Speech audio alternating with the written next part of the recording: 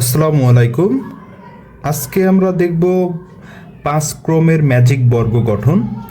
তো 5 ক্রমের ম্যাজিক বর্গ গঠন বিষয়টা কি, এটা কেন আমরা শিখব, তো এই বিষয়গুলো আমি আলোচনা করব। প্রথমে আমরা দেখব 5 ক্রমের ম্যাজিক বর্গটা গঠন করে কিভাবে। বিষয়টা এরকম যে একটা বক্সকে আমি 5টা কলাম, এগুলো হচ্ছে লম্বা যেগুলা, এটাকে আমি কলাম বলবো এবং 5টা সারিতে বিভক্ত করছি। এখানে 25টা ছোট ছোট বক্স আছে আমার। তো এই ছোট ছোট 25টা বক্স আমি কিছু ডিজিট নিব। ডিজিট নেওয়ার পরে সেটা এমন একটা প্যাটার্ন ফলো করবে যে আমি এই বক্সের যে কোনো সারি অথবা যে কোনো কলাম যোগ করলে একটা নির্দিষ্ট ডিজিট পাবো। প্রথমে আমরা দেখি 5 ক্রমের ম্যাজিক বর্গটা কিভাবে গঠন করে। তো প্রথমে আমার এখানে 5টা বক্সের মধ্যে উপরে মিডিলে যে বক্সটা আছে, মানে মধ্যখানে যে বক্সটা আছে, সেখানে প্রথমে আমরা 1 নেব। 1 নেওয়ার পরে এই যে ডান কোণে একটা তীর চিহ্ন দেব। দেওয়ার পরে দেখবো এই তীর চিহ্নের কোন দিকে আবার বক্স আছে। ডান দিকে নেই, উপরের দিকেও নেই, বাম দিকেও নেই, নিচের দিকে বক্স আছে। সো যেদিকে বক্স আছে সেই বক্সের একদম নিচের দিকে চলে আসবো, এই কলামের একদম নিচের দিকে। এখানে 2, ডান কোণে তীর চিহ্ন দিলাম, 3 এখানে দেব কারণ এখানে ফাঁকা ঘর পেয়েছি, সো এখানে 3 দিয়ে দিব। এই ঘরের ডান দিকে তীর চিহ্ন দিয়ে দিলাম। এই তীর চিহ্নের কোন দিকে আমি ঘর পেয়েছি? বাম দিকে। সো এইদিকে যে ঘর পেয়েছি এটা একটা সারি, এই সারির একদম শেষের দিকে আসব, যেদিকে ঘর পাবো তার শেষের দিকে আসব। এখানে 4-এর পরে তীর চিহ্ন দিয়ে ফাঁকা ঘর পেয়েছি, এখানে 5-এর পরে তীর চিহ্ন দিয়ে আমি যখন ডিজিট পেয়েছি তখন কি করব? এখানে তো 6 দিতে পারবো না। সো যখন তীর চিহ্ন দেওয়ার পরে ডিজিট পাবো তখন তার নিচে আমি ডিজিট দেব। মানে এখানে 5 দিয়েছি, তীর চিহ্ন দিলাম, এখানে আমি একটা ঘরে গিয়েছে তীর চিহ্ন, সেখানে ডিজিট রয়েছে আগে থেকেই। সো আমরা 5-এর নিচে কি দিয়ে দিব? 6। তীর চিহ্ন দিলাম, ফাঁকা ঘর পেয়েছি 7। আবার তীর চিহ্ন দিলাম, ফাঁকা ঘর পেয়েছি কি দিব? 8। আবার তীর চিহ্ন দিলাম।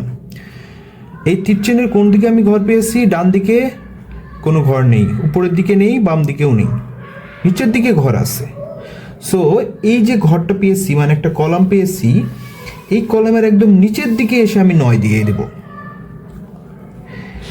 এই 9 পেয়ে গেলাম। তীর চিহ্ন দিলাম, ঘর কোন দিকে পেয়েছি? বাম দিকে। সো এই সারির একদম শেষের দিকে যাব, এখানে 10। তীর চিহ্ন দিয়ে দিলাম, এখানে 6 পেয়েছি। তাহলে তীর চিহ্ন দেওয়ার পর যে ঘরে গিয়েছে ওখানে তো ডিজিট রয়ে গেছে আগে থেকেই। সো 10-এর পরে আমি 11 দিব, 10-এর নিচে। তীর চিহ্ন দিয়ে দিলাম, 12। ঘর পেয়েছি, ফাঁকা ঘর 13। তীর চিহ্ন দেওয়ার পর ফাঁকা ঘর পেয়েছি 14।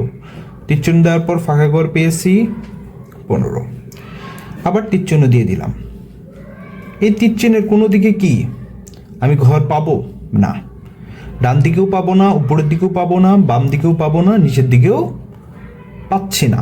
সো 15-র পরে যে 16 নাম্বার ডিজিটটা আমার 15 নিচের ঘরে আসবে, এখানে 16। তারপরে তীর চিহ্ন দিয়ে দিব, কোন দিকে ঘর পেয়েছি? তীর চিহ্নের বাম দিকে। সো এই যে সারির শেষের দিকে গিয়ে আমি 16-র পরে 17 নাম্বার দিয়ে দিব।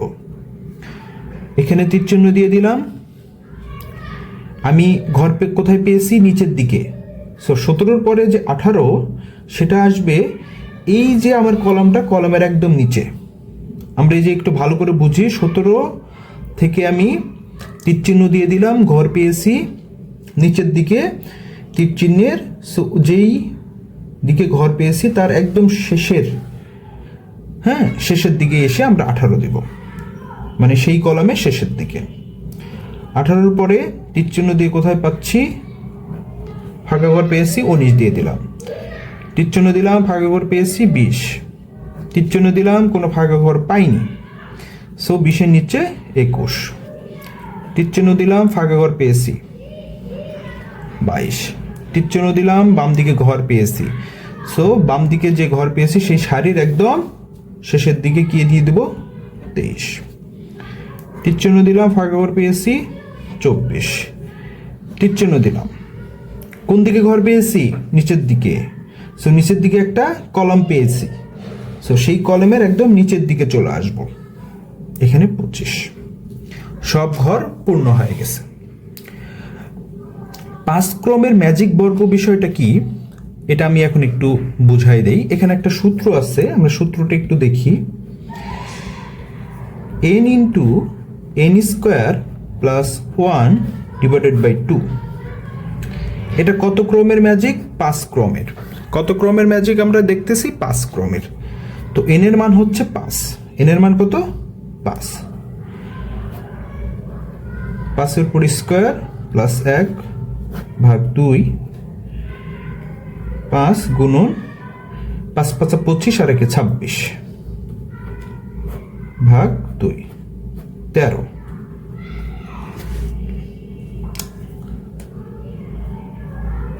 13 সঙ্গে 5 গুণ করলে আমার কত হয়?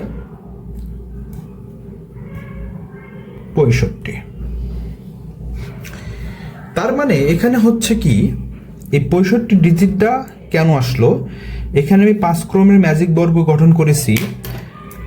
এই যে কোনো একটা সারি বা যে কোনো একটা কলাম আমি যোগ করলে দেখব 65 আসবে। আমরা একটু দেখি এই দিকের।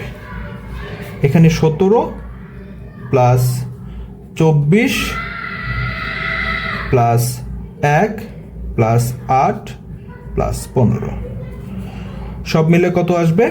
আমরা একটু হিসাব করে দেখি। এখানে আসবে 65।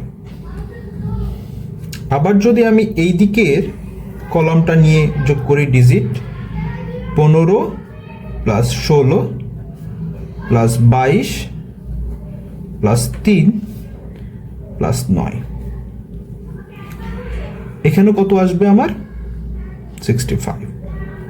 তার মানে ম্যাজিক বর্গ বিষয়টা হচ্ছে আমি 25টা ঘর নিব, সেখানে 1 থেকে 25 পর্যন্ত ডিজিট ইনপুট দিব, মানে প্রবেশ করাবো, এবং তারপরে যে কোনো বক্সের যে কোনো একটা সারি অথবা যে কোনো একটা কলাম যোগ করলে আমি সব সময় উত্তর আসবে আমার 65। এটাই হচ্ছে আমার 5 ক্রমের ম্যাজিক বর্গ। ধন্যবাদ।